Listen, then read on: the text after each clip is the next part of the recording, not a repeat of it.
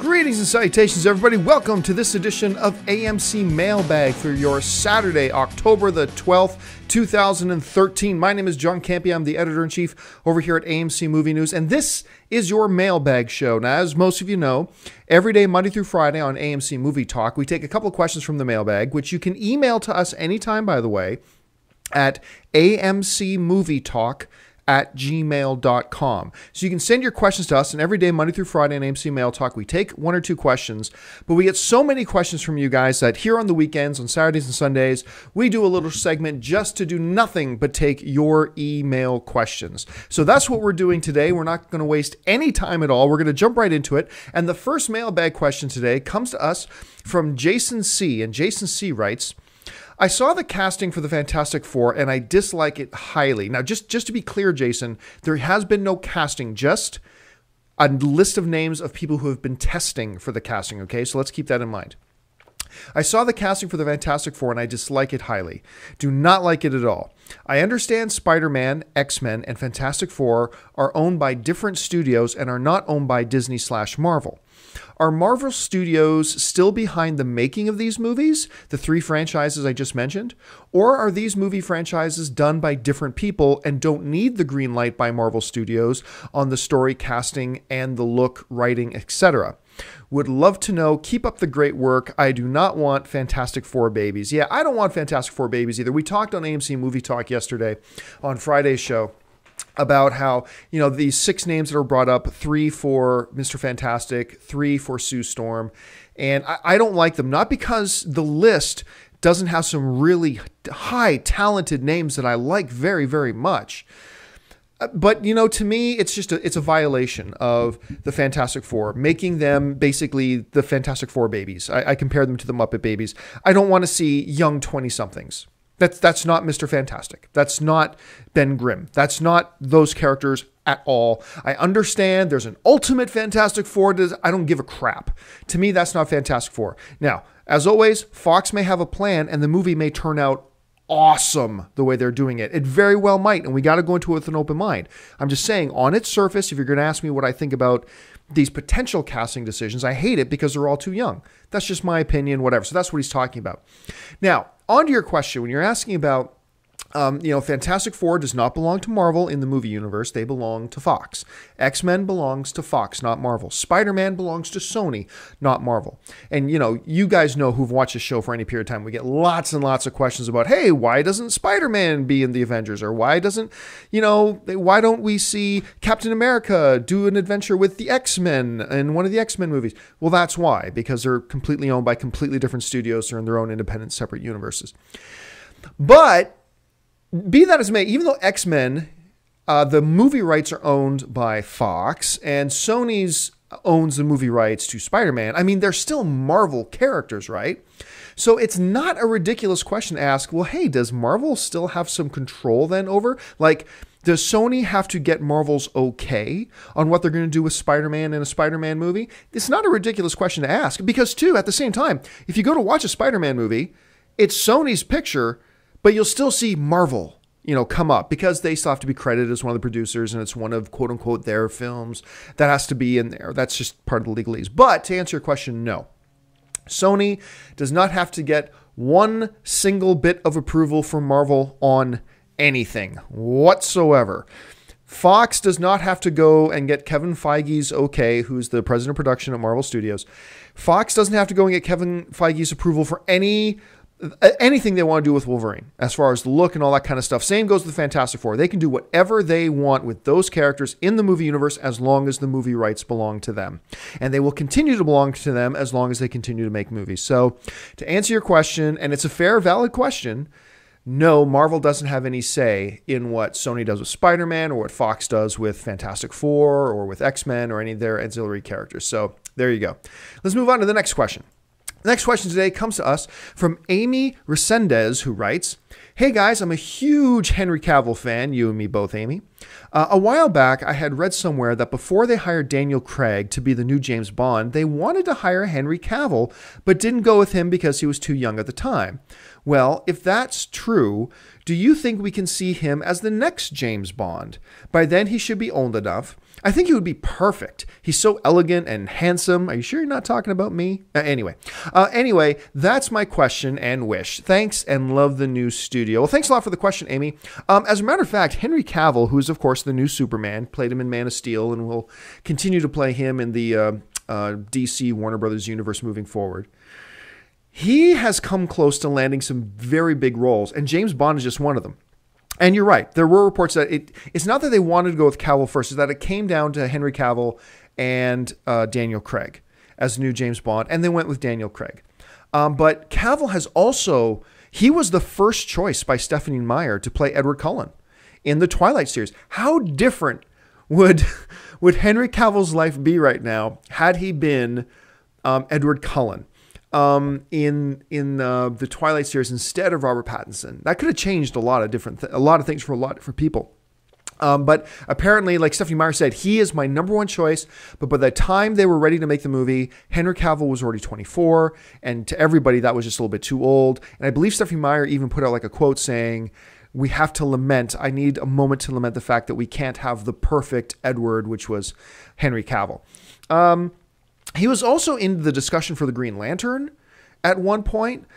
He was even in the discussion for Superman in Superman Returns, the role that Brandon Routh eventually got. So he's had a big number of near misses with his career leading up to Man of Steel, and I thought he was a magnificent Superman in Man of Steel. Now, on to the next part of your question about, could I see him, since he was one of the final guys in the running for James Bond, could I see him as the next James Bond after Daniel Craig decides to hang him up? As much as I love Henry Cavill, no.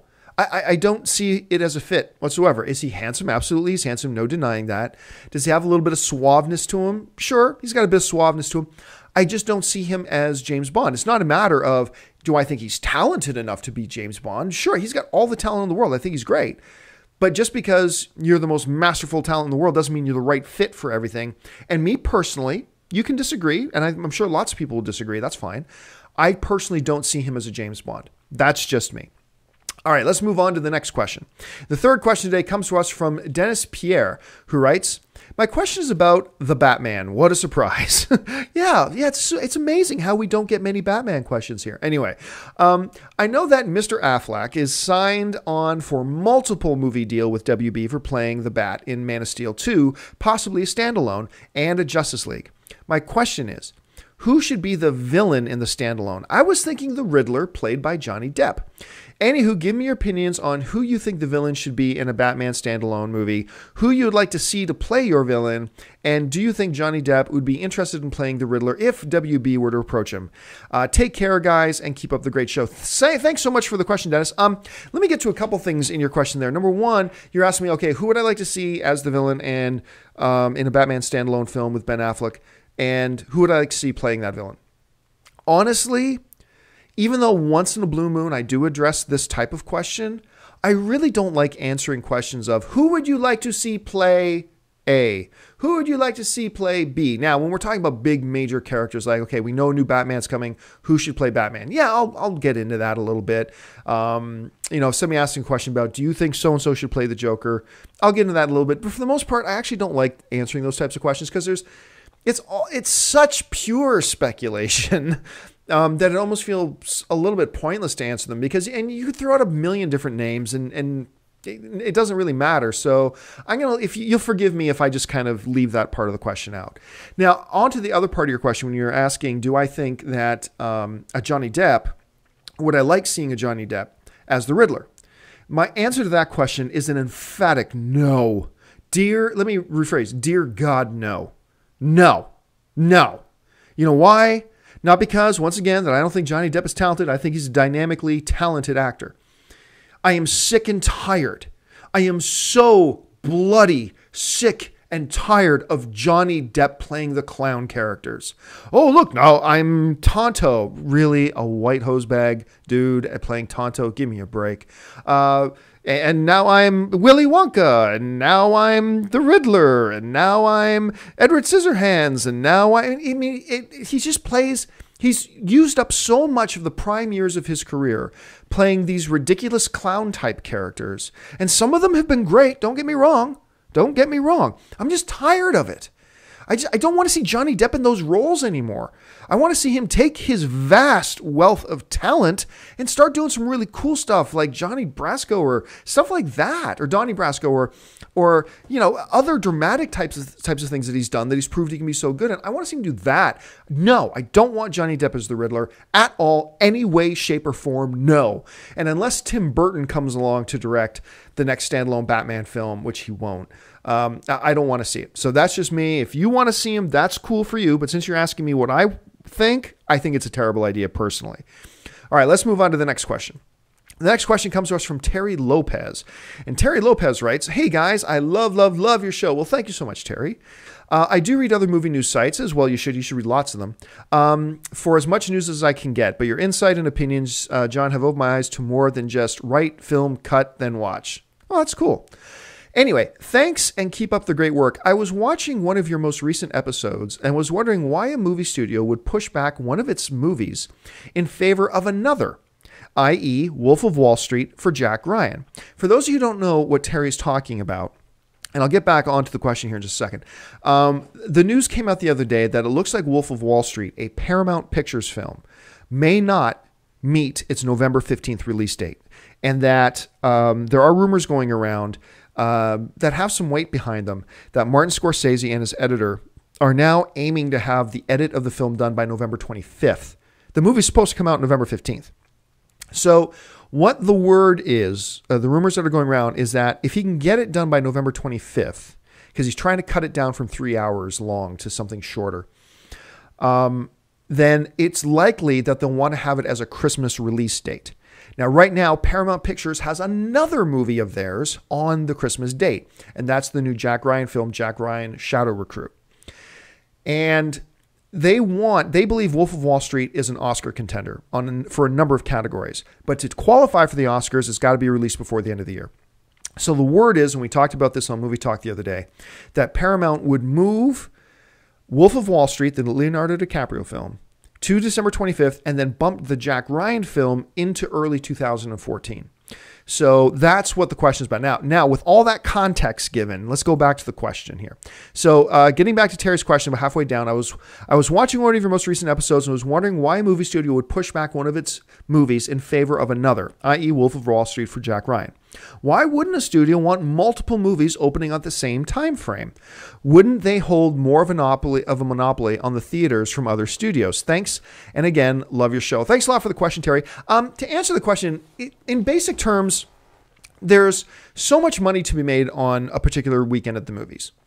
And when you put out, let's say, a Wolf of Wall Street is going to take box office dollars away from other movies that are opening at the same time. So as we look at the Christmas release date right now, there's 47 Ronin, Grudge Match, I'm dying to see, with Robert De Niro and Sylvester Stallone, and The Secret Life of Walter Mitty. So if Wolf of Wall Street lands on that date and pushes Jack Ryan out, Wolf of Wall Street is going to eat up a certain amount of the box office for that weekend. And it's at this point, it's going to be eating up a box office from Universal, from 47 Ronin, from Grudge Match, which is Warner Brothers, and from The Secret Life of Walter Mitty, which is Fox. They want to eat up the box office from those other films. What they don't want to have happen is have Wolf of Wall Street opening against one of Paramount's own films, Jack Ryan, and eating money away from one of its other own films. So that's why. You'd rather put Jack Ryan on another date when the only people you're taking box office revenue away from is other studios, instead of cannibalizing box office from one of your own movies. So it just makes sense that Wolf of Wall Street opens before the end of the year so it can make Oscar contender. And it also makes sense that they bump Jack Ryan out of that spot to make sure they don't cannibalize on each other for box office dollars. Good question, though. All right. Next question that we got here today comes to us from Ed Leduc, who writes, I hope I got your Leduc And I hope you got your name right. Greetings, everyone. Love the show. Keep it up. In regards to the Justice League and possibly a Flash movie and the buzz of a Flash appearance on Arrow, the TV show, and the possibility of a Flash spin-off show, knowing that WB/DC are trying to keep these two universes separate, by two universes, he's talking about the movie universe and the TV universe, okay? Two separate universes. Knowing that WB and DC are trying to keep these two universes separate, my question is this. Do you think it's possible that they would use the Barry Allen Flash in the movie universe and one of the alternate Flashes in the TV universe, kind of like giving us the best of both worlds? Or am I just dreaming too much? What do you guys think? I'm going to tell you what, Ed. I hadn't thought about that, and I think your idea is genius. I think it's brilliant. I think that very well may be what they're doing. I've never considered it. I've never thought of it. Now, for those of you who don't know much about the Flash, there are multiple characters in the comic book universe who have been the Flash. You've got the Barry Allen, who's probably the most well-known, Barry Allen as the Flash. There's also Wally West, and there's a couple of others, but probably the two most well-known. You got Wally West, you got Barry Allen. In order to avoid some confusion, because I do believe DC is going to keep their television universe completely separate from their movie universe, and I think that is the best idea. I think trying to say that, oh, the Arrow TV show is in the same universe as the Man of Steel movies is a train wreck waiting to happen on a biblical scale. I think that would be the stupidest idea ever. I think there are so many downfalls and pitfalls to that idea. It's just stupid. And I really think they're going to be very firm on keeping those universes separate. Now, I think they do want to use the Flash in the movie universe, and we know that CW is going to use the Flash in the Arrow series and hopefully then spin it off into its own TV show. What I hadn't considered is saying, hey, well, why not just say that in the movie universe, to minimize the confusion factor, have the movie Flash, the Barry Allen Flash, and then have Wally West as the Flash in the Arrow universe. I think it's a great idea. I think, Ed, you're really onto something. I don't know if that's what they'll do, but I think it would be a very smart move on their part to do that. So I hope you're right. I hope that's what they're doing. All right, last question of the day comes to us from, I love this name, Beaverlicious. And Beaverlicious writes, love the show. Thank you so much, Beaver. With the recent announcement that Anchorman 2 will come out this Christmas, do you think Warner Brothers should bump Grudge Match to an earlier or later date as not to coincide with what is sure to be the runaway comedy of the year? I know neither show, I think he means movie, I know neither movie is in it for the Oscars. I just believe that any comedy to go against Anchorman 2 is sure to lose. I will be at my AMC theater December 25th to see Grudge Match, but I'm not sure that the rest of the world would choose Grudge Match over Anchorman 2. Your thoughts? Well, first of all, Beaver, let's clarify something. Anchorman 2 is not opening on Christmas. Grudge Match is. Grudge Match is opening on Wednesday, December 25th, which is Christmas. So is right now Jack Ryan, but that, as we just talked about, may get bumped for Wolf of Wall Street. So is Ronin, 47 Ronin, I mean. And so is The Secret Life of Walter Mitty. Anchorman is actually opening on the previous Friday, which is December 20th, with a couple of other films. So you got Anchorman 2, Walking with Dinosaurs, and you got the new George Clooney, Matt Damon film, Monuments Men. Those are opening on Friday the 20th. Then on Christmas Day, Wednesday the 25th, you've got Grudge Match, 47 Ronin, Jack Ryan, and Secret Life of Walter Mitty. Those are the ones that are opening on Christmas Day. So they're not opening on the same day. But your question, the spirit of your question is still true. They're still kind of opening Anchorman and Grudge Match out open at the same time, in the same general time, okay? So, but the nice thing is, for Grudge Match, Anchorman will have been in theater for 5 days already. So it'll have its opening day on the Friday, it'll have its opening weekend, and the majority, not the vast majority, but I think the majority of the people like me, who I'm dying to see Anchorman 2, everybody knows how much I love the first Anchorman. Most of us are going to go see it that opening day or that opening weekend. And certainly a lot of us will have seen it before Grudge Match even opens on Christmas Day. So that gives Grudge Match a bit of a leg up when it comes to Christmas Day. Now, are a lot of people still going to go see Anchorman on Christmas Day, even though it opens 5 days earlier? Absolutely, no doubt. But I do think the fact that I think the majority of the people who are going to see Anchorman will see it on its opening weekend. I think that gives a little bit of breathing room for Grudge Match. Plus, these are two very different comedies. They're both comedies, but they're very, very different kinds of comedies, and they're two very different films. So I don't think Grudge Match... let's put it this way. I think Grudge Match right now is more worried about Wolf of Wall Street moving to Christmas Day. I think Grudge Match is more worried about The Secret Life of Walter Mitty. I think Grudge Match is more worried about, Jack Ryan if it stays on that day. Jack Ryan, Shadow Recruit. All those movies that are opening on the same day as Grudge Match, I think Grudge Match is more worried about those films than they are about what opens the week before. Yes, Anchorman 2 and Monuments Men will eat up some of the box office on Christmas Day, but I think Grudge Match is okay. I think they'll do just fine. I think they'll be all right. I mean, let's put it this way. Grudge Match isn't going to be a $50 million opening weekend film anyway. I mean, I think people over at Warner Brothers are going to be dancing a jig if Grudge Match makes $22 million. If Grudge Match makes $22 million opening weekend, I think they'll be, at Warner Brothers, I think they'll be very happy. So it's not like they were expecting huge. They're not expecting 400 million worldwide for Grudge Match anyway. So I think Grudge Match will be just fine. Anyway, folks, that'll do it for me. I've gotten through all the questions that I pulled out of the mailbag a little faster than I thought, actually. Thank you so much for joining me. Don't forget, guys, the best movie theater chain in the world to go see a movie at this weekend is AMC Theaters. Am I biased in saying that? Absolutely. I've got a little AMC logo right there beside my name, but still lots of great movies playing in AMC Theaters right now. Head on over to www.amctheaters.com right now for your theater, showtime, and movie ticket information. Don't forget to join us here on our AMC Movie News channel. Subscribe to our channel. It's free. It'll keep you up to date on everything going on in the world of movie news. And of course, our Monday through Friday AMC Movie Talk Show. So thanks a lot for joining us, guys. My name's John Campea for AMC Movie News. And until next time, bye-bye.